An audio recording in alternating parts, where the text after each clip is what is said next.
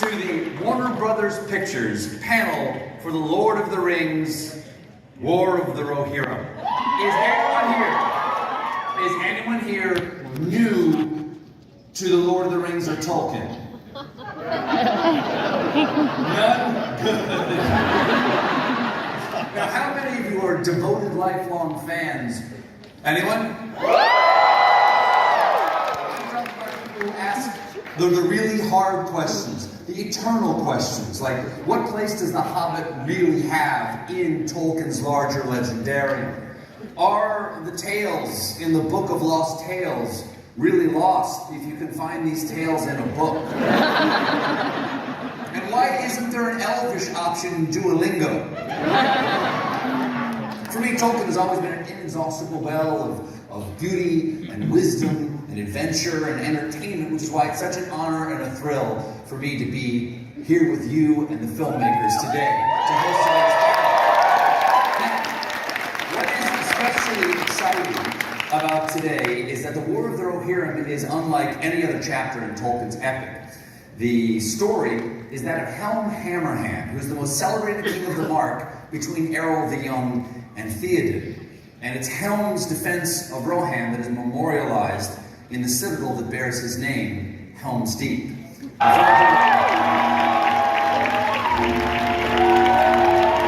Director Kenji Kamiyam.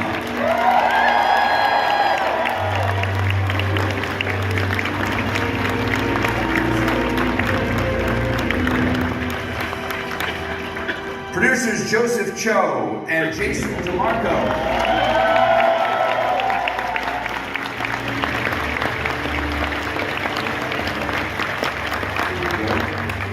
Writers and associate producers, Phoebe Gittins and Arty Papageorgiou.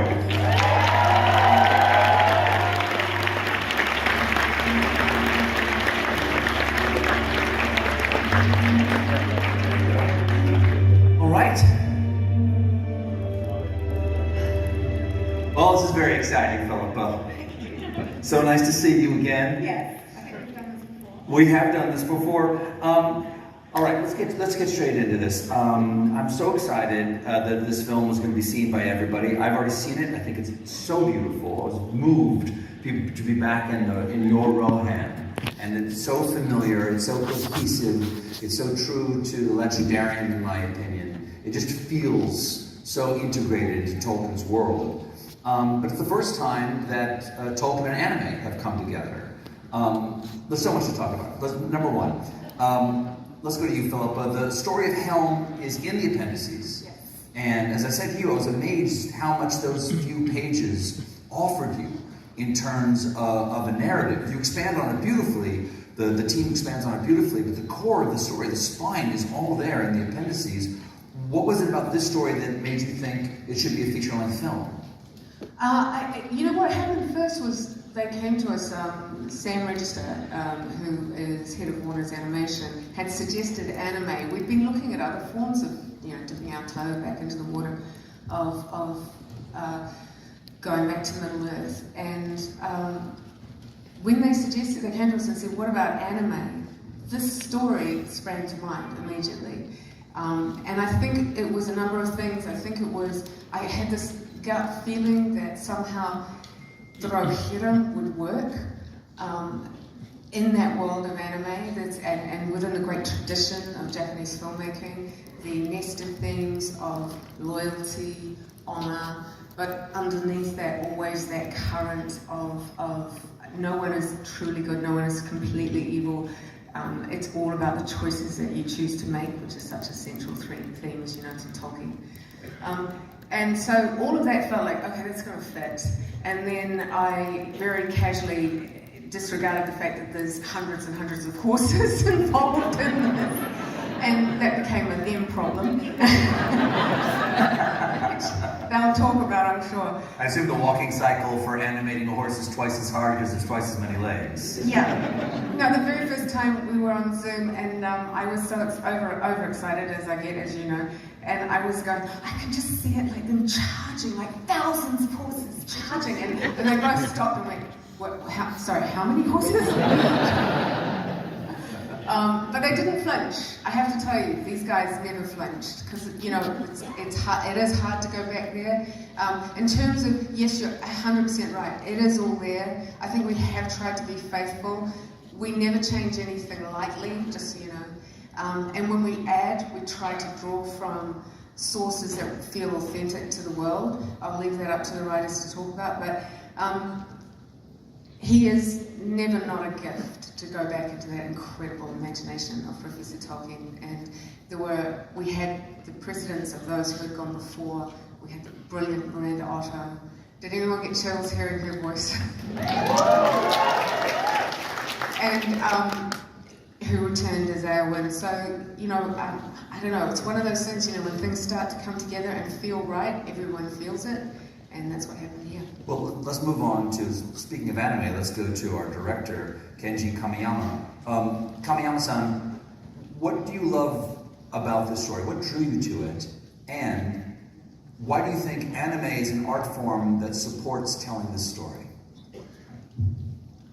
まず最初に惹かれたのはヘルムの生き方というかですね、最もローハンで強い王と言われていたのになぜ彼が自分の血筋がここで途絶えるのかということですかね。それとフィリッパと一緒に作ったそのヘラという映画のオリジナルのキャラクター、これは原作には本当は名前がなくてですね、末の子供が娘だったっていうたった一行しかなかったキャラクターなんですけども、彼女の目を通してそのヘルムがどう生きたかっていうですね、そこを描いていくっていうところにすごく惹かれました。I got most of that. Yeah, you got that right.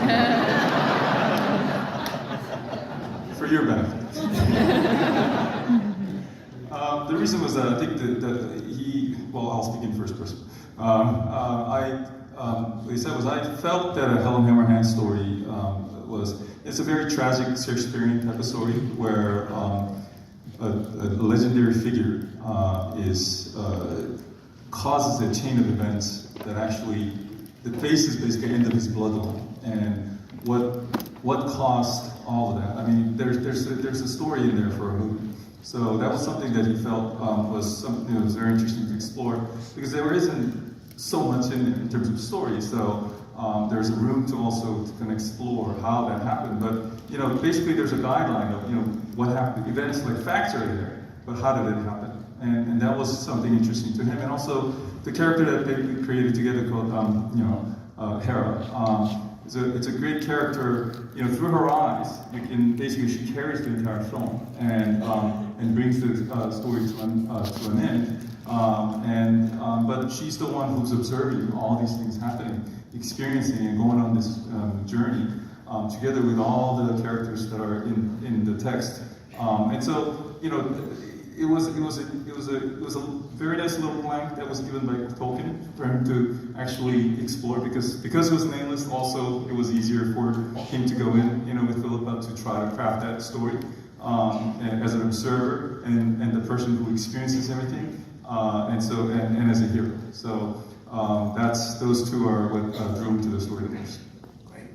Let's talk to the writers, Arty and Phoebe. I was happy to see how canonical this all feels, and I have no problem with expanding these stories. As I said earlier, the spine of the action is all there in the Tolkien text.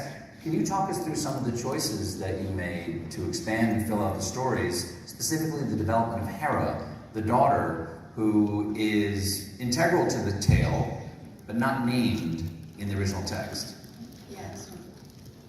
Why Hera? I think Philippa had the initial idea to use the unnamed daughter as a central character, and when Arty and I approached the script, we could see immediately it was a really good idea. Because when you look at the text, we know the fate of Helm Hammerhand, and it's epic, and it's iconic, and it's some of my favourite imagery in the film. But it's not an ending to this story. Not when you have the Rohirrim still besieged behind the walls of the Hornburg.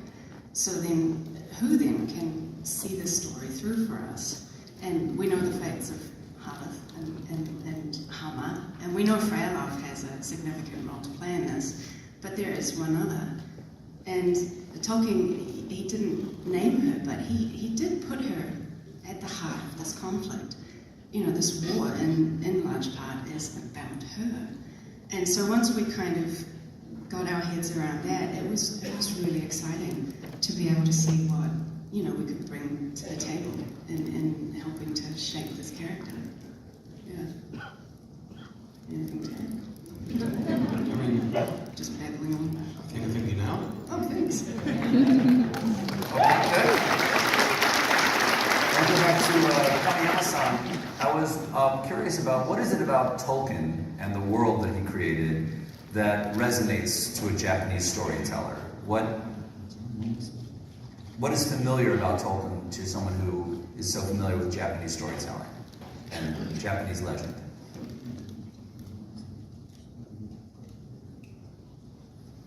Mm, この映画をやるにあたって再びこう読み返して思ったんですけれども、トールキンは彼が指輪物語を書いていた頃はまだそのファンタジーっていうジャンルがちょっと子供っぽいものだと思われていた時代だったんじゃないかなと思うんですね。ですけど、彼は英語学者でもあるのでファンタジーっていうジャンルを大人が読むに耐える、鑑賞に耐えるジャンルにしていったと思うんですけれども、その際にやっぱりファンタジーの魅力って世界観を作っているところだと思うんですけれども、そこをすごく楽しんで作ってたんじゃないかなっていうのを改めて感じたんですね。で、だからこそすごく映像化していくことに対しての親和性みたいなものが彼の文章の中にはあるなというふうに感じました。So I think when Tolkien first created, this work, I mean, he continued to update it, but when he first came out with this kind of story, perhaps these kinds of fantasy stories were taken as sort of a fairy tale for younger children, but how when he came up with the story, it seemed to have revolutionized the fantasy storytelling. It's something mature that mature audiences and readers can really appreciate, and so it not only really changed the genre of fantasy, it kind of set the template for everyone else, including some of the Western fantasy like anime or manga done in Japan. I mean, the template has been set by Tolkien, and that's the template everybody follows. But not only that, as someone who creates a lot of original works, what's interesting about the genre of fantasy or science fiction is that you're basically dealing with something that didn't exist or doesn't exist yet. And the fun of it is actually trying to create details of the world. Like you're basically building up the universe, and then that you need to build detail in each detail and background stories, and you got to build it all up. But there's no one like Tolkien who basically created languages and geography and just a world that you can believe in, that you feel like you could live and breathe in. And as a storyteller, that was very it makes it very easy for example, to visualize it too, just because there's so much information in there. So as he was making it, he started feeling about this is what he was thinking, and there's that setting. There's already a background story on this. So that type of intricate layers, that exists in the works. It's wonderful it's a wonderful fodder to visualize, and it almost welcomes it. So he really loves it. Joseph, as some of the locations in this film are featured in the original Lord of the Rings trilogy, Meduseld and of course Helm's Deep itself, did you go back to the original concept art? Did you go to the original film? What was the inspiration for that design? I think one of the amazing things actually that we were able to do when taking on this film, because when we started out this project, the premise is that we were gonna be in the Peter Jackson universe that he adapted, the Peter Jackson adapted universe, the trilogy of films, Hobbit, so we will be in that family. So that basically meant Philippa opened that door to, the Weta, and Peter was, and Peter also got in and gave us a lot of comments. Fran, everybody really came in and gave us a full access to everything. And I think when we first started out, so basically we had access to all the repository at Weta. So initially you kind of go in there like a kid in the toy shop. You're just like, really? Really? I can look at that too? But I mean, literally no doors were closed to us.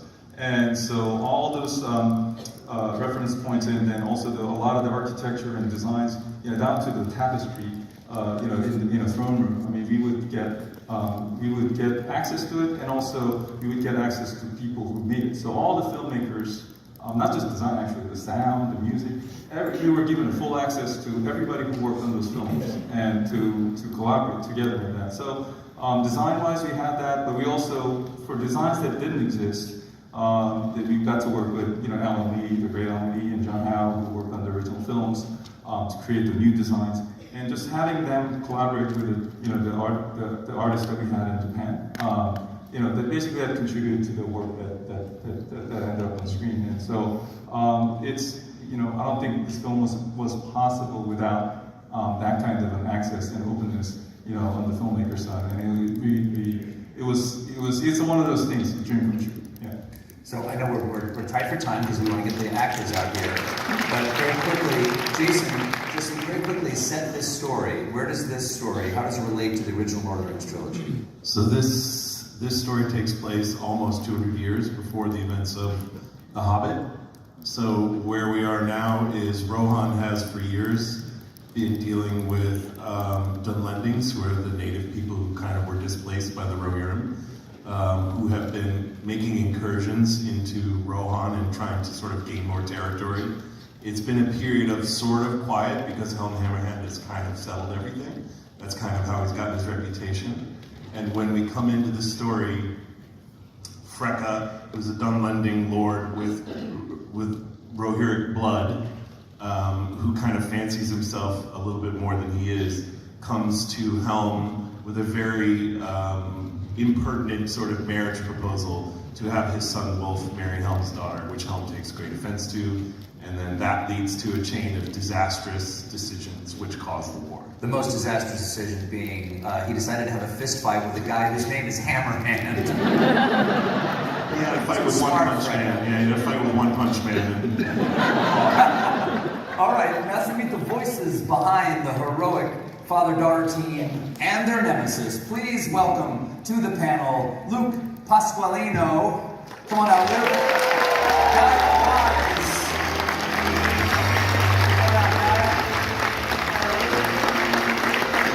And the great Brian Cox.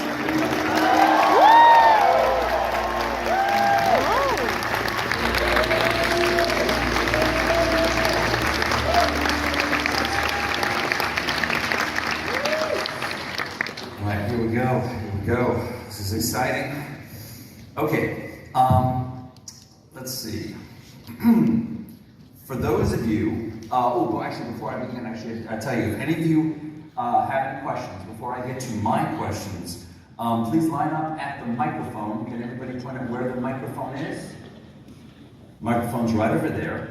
Line up the microphone and we'll call on you shortly after we talk to the actors. Okay, Luke, Gaia, and Brian, for those who haven't closely scrutinized the appendices, can you each tell us a little bit, just a little bit about your character? Brian. He's called Hammerhands. Gaia.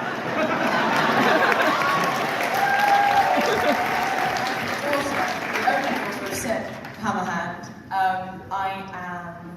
He lovingly refers to me as his tearaway child, which I think is a fantastic description. And yeah, she's tenacious, she's what I would call a horse girl, probably. I hope so. Yeah, I hope, one would hope. And yeah, she's got this fantastic soul that sort of carries her throughout this film, even in the face of great adversity. Luke. I play Wolf, who is the son of Freka, childhood friend of Hera, who, after a family tragedy, seeks to bring down the Hammerhand household. All right, Brian, let's get back into Helm here for a second. All right, we've already learned a lot. From you. Let's talk about the relationship. Helm and Hera, is that father-daughter or king and subject? Oh no, father-daughter. Definitely father-daughter. I mean, I think it's the one light in his life is his daughter, and so his daughter is very close to him. I mean, I think it's also important to remind people that Helm is an elected king. He doesn't come through any kind of divine right of kings. He's an elected king. He was probably a warrior for a long time before he became a king. And this is the very special part of his life. So in a way, that is his kind of raison d'etre, really, for trying to keep everything together. And the idea that he's going to marry her to this Freka, this horrific individual, is totally against his being. Well, Gaia, Hera is a character that the fans wouldn't be familiar with yet. As I said, she's the unnamed daughter in the original story, in the appendices. What do you think people might recognize in her story that resonates with other stories in The Lord of the Rings? Well, we've met her descendants. She is the sort of first iteration that we have of, a woman of Rohan, a princess of Rohan. So she has that tenacity, she has that courage as well. So I think there's a lot of things that you could recognise in her that you would also see in Éowyn, for instance. And it's lovely to see that through line. Hundreds of years before we meet Éowyn, we have Hera. I love the fact that she's a shield maiden, which is something that Éowyn uses for herself in The Lord of the Rings. And then you see through that word into this is something part of the Rohirrim culture. Absolutely, absolutely. And I think Hera in many ways brings it back to the forefront of the Rohirrim culture as well. Luke, a lot of the characters in this movie have fantastic hair. Gaia, of course, Brian, you look fabulous. The makeup was really amazing. Luke, how do you think Wolf stacks up hair-wise? Well, he's animated, right? So his hair has got to be right up there at the top of the pile. It never looks anything other than exactly how it's supposed to at any given time. So, yeah. His hair is so balanced and behaving. He feels like he could fight with two swords and the hair could have a couple of knives or something. It had its own, Wolf's hair had its own trailer, actually, rather than To the filmmakers, why these three actors for these three parts? Fran said years ago to me, somehow the right actor comes to the role at the right time, and that's what happened here. Brian had worked previously, obviously, with you guys, but, he was always out there as could we possibly get Brian Cox? It was just one of the things that, you have this sort of little dream between yourselves, and you sort of dare to dream it, and then you ask the question, and he came back and he said yes, and I think he connected immediately to that character. You kind of knew what you were doing straight off the bat. It was one of the easiest things we've ever had. Someone turn up and go, right, let's do this, and you did, effortlessly. Gaia was really interesting. I had in my gut, we had some phenomenal actresses read for her, we looked all over the place, and I had in my gut right from the word go, this was going to be Hera, and you just hope with the callbacks that she would, and she just nailed it. And then this boy drove me mental, because he was great, but then I don't know what it was. We called him back 3 times, and I never gave up on you, and then we had a chat, we talked about it, and I was just sort of, I think you had one thing in mind, and then you came back, and there was Wolf. And I tell you girls, you're going to fall in love with this guy before you hate him. Well, what's the relationship between Hera and Wolf? What was a good relationship? Yeah, it was great. I mean, they were childhood friends. I mean, they've known each other since they were children. You see a little sort of nod to that in the movie. And yeah, they were the best of friends. I think they were bonded by the fact they never really had a mother figure in their lives, but they had each other, and that was what bonded them as well. So Yeah, unfortunately, it doesn't end as well as it started. But it feels like it could have, ended very different. If we'd chosen another path, it could have ended very differently. But we don't have much choice in that matter. It falls to our fathers, unfortunately. No, doing animation for battle scenes must be challenging, and I've done a little bit of it, and I know one of the hardest things. What battle scenes did you do? I've done a little animation, but I haven't done battle scenes yet. But I have been punched many times in animations. One of the hardest things is to act like you're fighting with just your voice, and so I would like to set you a challenge. This is just audio. Can we hear, and I'll call on you in the order of Gaia and Luke, and then you, Brian, will bring us home.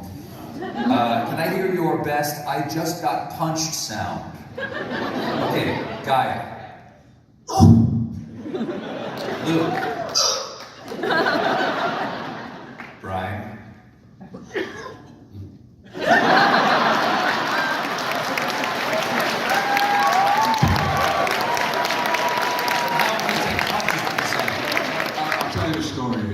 When I was a kid, there was a guy who was challenged in the school.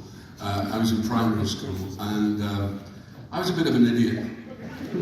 Well, I still am a bit of an idiot. And the really cruel, kids can be incredibly cruel.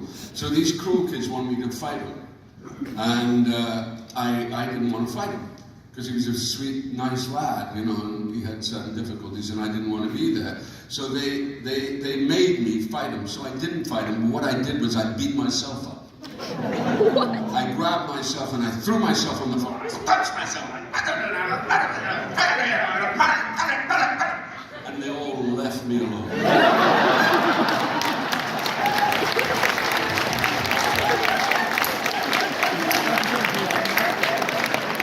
Good tip for children. I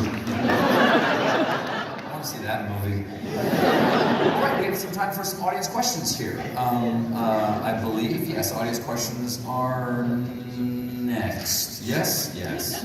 All right. Yes, young lady. Hello. Oh, thank you. Young lady, it's been quite some time since someone's called me that. Question is, in the creation of the character Harrow, what real-world influences were put together to form that character, such as, say, Ethelflaed or things like that? Sorry, I didn't hear the last bit. Real-world influences for such a character who's obviously not canon. But Oh, sorry, yeah. Such characters did exist in the real world. Ethelflaed is the one everyone thinks of. I weirdly, and talking about anime as well, I drew a little bit on Nausicaa as well, because I think that character arc is quite similar one to Hera. I was given, the most fantastic opportunity because I was really allowed to play, and I was really allowed to work out where she sat within me and where I wanted, bits of myself to come in. And it was a, trial and error process. But it was wonderful having, the walking encyclopedia of Philippa and Arty and Phoebe sitting there if I ever needed any pointers. And I drew a lot on Eowyn as well, finding that vulnerability, but also that intense courage and staying true to one's soul. You are dead right about Ethelflaed, daughter of Alfred the Great, who, when her father was killed, her husband died, her brother was besieged, led her people. So yeah, dead on. She's such a cool character. Everyone should know. Yeah. Next question, please. Thank you. Hi, asking this question is such a thrill. So, just wondering, obviously in the original Peter Jackson movies, we got to see some of Rohirrim and their culture, but not as much as we're going to see in the film. So I was wondering what depth of learning we'll get about the culture of Rohan and the new things we're going to learn, and also some of the things that are still going to be continuities in what we're seeing. How's your old English? You might want to study up.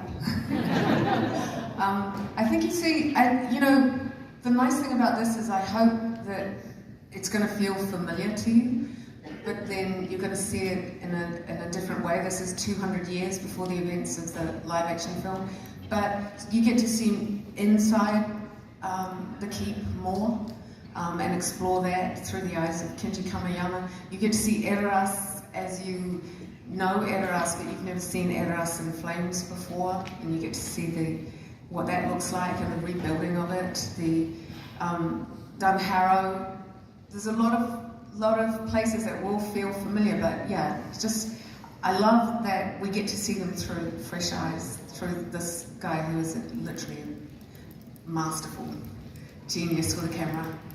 I particularly enjoy seeing more of Aglarond, seeing more of the elaborate cave system behind. Yes. Okay. Yeah, that's true. All right, next question. Hi, thank you everyone. Watching the footage, one of the things I noticed was the sound quality was amazing. I feel like it was on par with the Peter Jackson live actions. I heard everyone gasping when they heard the music come back. So it just felt like we were there. So for the voice actors, how do you get into character when you're in the studio? How do you perform as if you're on these hills, in these valleys, in these castles? Brian, you've done a lot of radio work. How do you? Yeah, I think one of the useful things is what is called imagination. You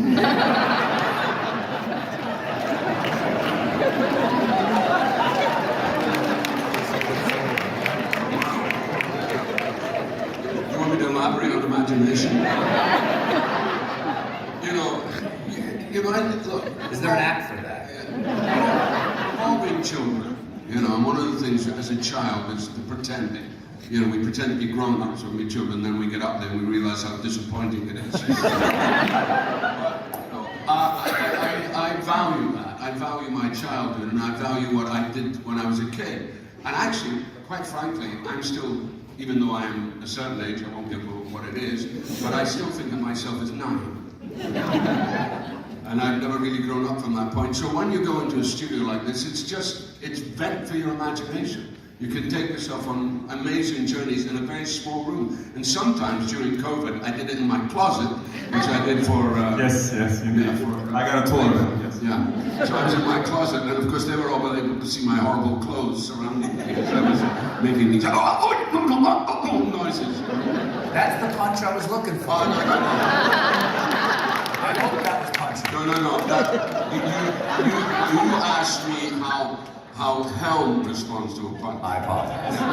He responds to a punch like I said. That's it. Next question. Hi, thank you everyone. This is for Kamiyam-san. You have a long history of creating compelling female characters, the Major also among them. What experiences did you draw from them to create like a character like Hera in such a wonderful world?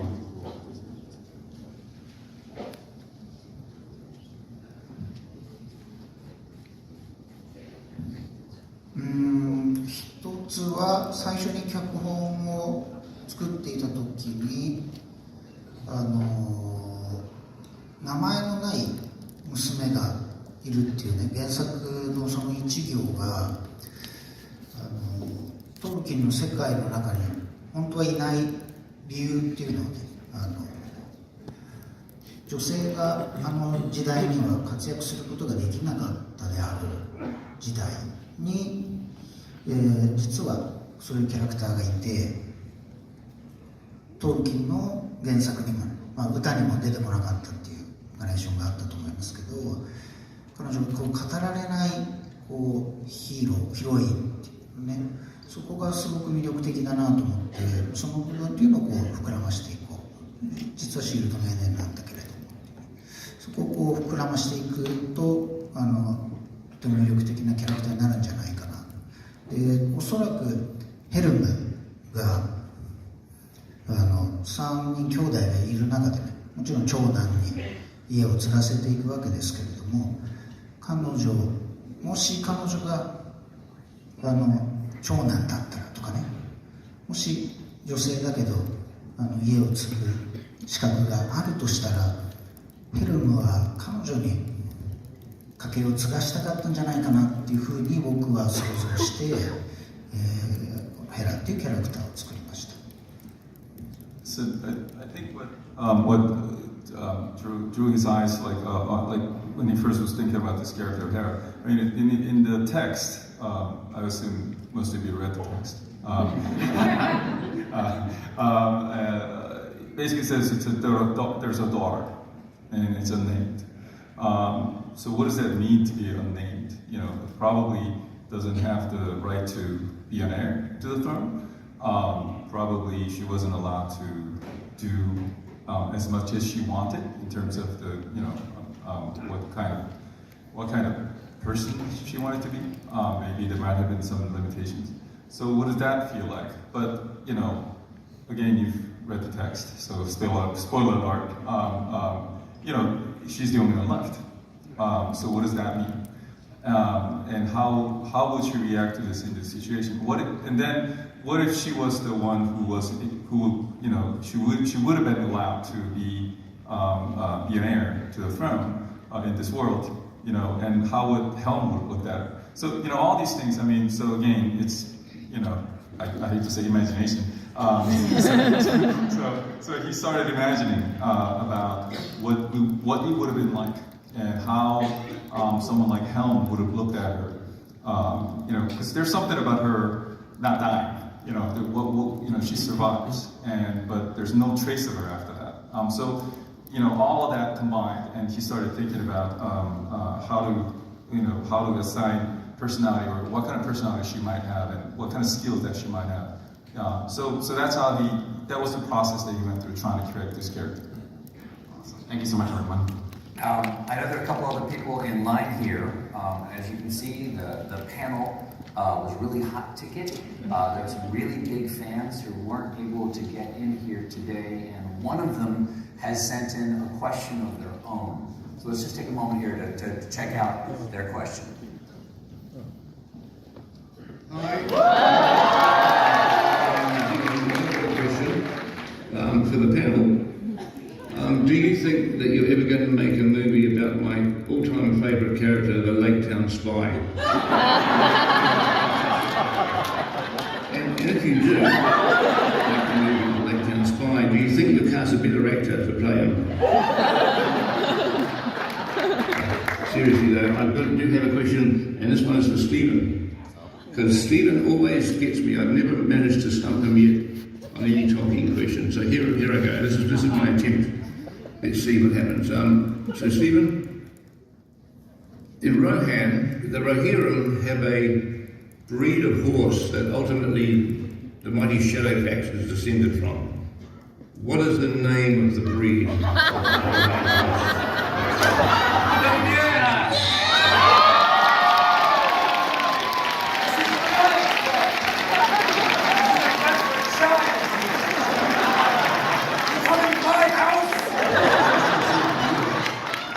Then you got me again. Yeah, it's very depressing, but if you didn't, if you got the answer wrong, then you're probably not Stephen Colbert. This is probably not Stephen Colbert. Can we have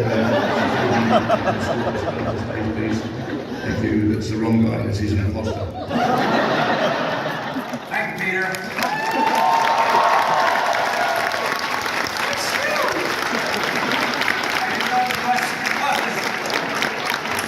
Terrifying. Okay. I'm sorry, I'm afraid we don't have time for any more questions. We have a limited amount today. Thank you. Please come for the next film that they produce. Okay. Now we have a little investigation of the film's visual style. We're about to get a look at some very special artwork revealed today for the very first time. It's exquisite artwork, but I think I feel like there was one panel missing. I think there's a 10th panel to be shown. Do we have a 10th panel? Do we have a trophy? Let's see. That's incredible. I want to see that. So beautiful. Let's see. Philippa, before we wrap up, wasn't there one more exclusive for these fans? Yes, there is. There is a QR code that you will be able to scan. It's going to take you to a landing page, and it will allow you to be the first people in the world on the 14th of November to hear the end song. I'm not going to tell you, I'm sorry, I'm not going to reveal the artist. That's for you to go and see if you can figure it out. The song, I can tell you, is called The Rider, and it's beautiful, written by Phoebe Gittins and Dave Long, Dave Long, for all the fans out there, worked as a long-standing collaborator of ours, and I think you're going to love this song. So, yeah, scan your QR code, you'll be the first to hear it. And also there's some other goodies on that landing page as well. Thank you, Philippa. Well, ladies and gentlemen, that is it for today's panel. I want to thank our wonderful guests. Please join me.